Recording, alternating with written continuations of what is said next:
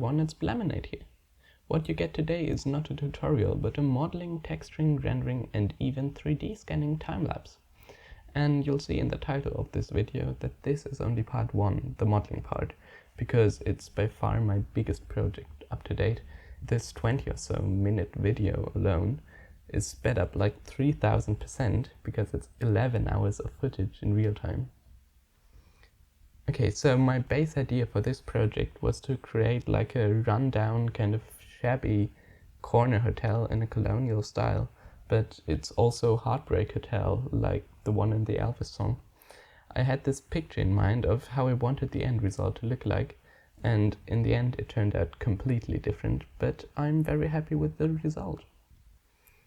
I created a pure rev board for reference and started modeling, just first blocking out the basic shapes and with simple objects and then refining them. And for this project I used the snapping grid a lot to get exact dimensions, which proved to be very helpful. I also started this project as a texturing exercise. I picked up Substance Paint again recently, and what painted us best is making imperfections, and what's more imperfect and therefore the best exercise than making something run down. Looking back on the project now, I think I could already have added more imperfections and damage in the modeling stage.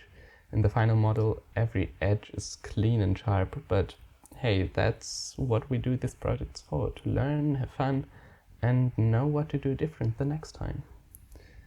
Oh yeah, and I have spent quite a lot of time of making the imperfections on the marquee, messing around with cloth simulation and brushes and so on. And in the final render it's barely visible, although it's probably my favorite part of the model. What I used excessively was the custom bevel profile. You just get so much easy detail, and it fit the style really well. And also, the upside of having a clean model and dirty textures is that it has quite a low poly count, and I tried keeping a nice clean quad topology. And I exported the textures in 2K, I think, so the performance is quite good. Also, one of my base ideas was to make use of photo scanning, specifically the app Polycam. It's free, there's a pro version, but you can get a lot of free captures too, and the results are very quick and high quality. And what I was excited to try, there's this community feature where you can browse and download other people's scans, and I wanted to put some real scanned rooms behind the windows. I did that for the night render and it turned out really good, I think. And also I made a photo scan of a real sidewalk, and the houses left and right are also 3D scanned.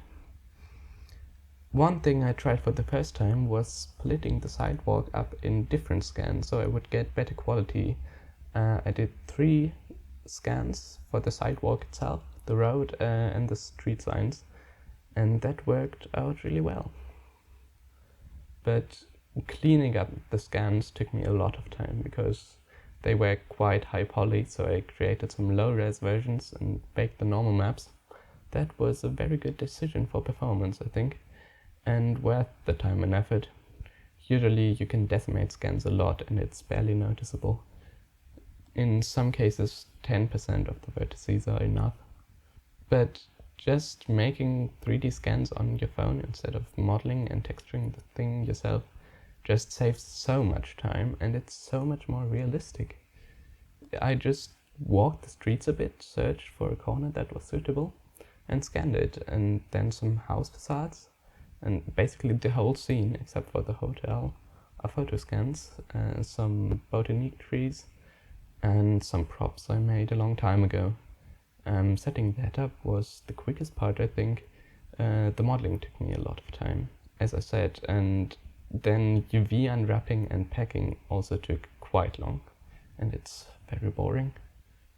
And I set up some vertex colors as ID maps for Substance Painter. That worked out well, but the whole process with UVs and vertex colors took me like 3 hours. For packing I used a free add-on called UV Packer. It's a lot more efficient than Blender's default packing system. The neon text I made using Ian Hubert's lazy tutorial about neon signs with some cool fonts.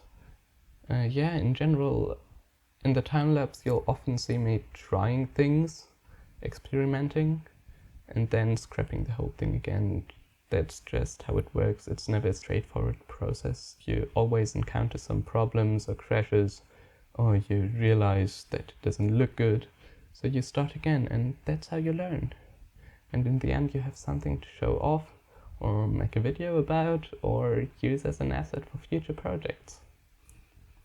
Speaking of assets, I will also upload the model for free in BlendSwap or BlenderKit, I think.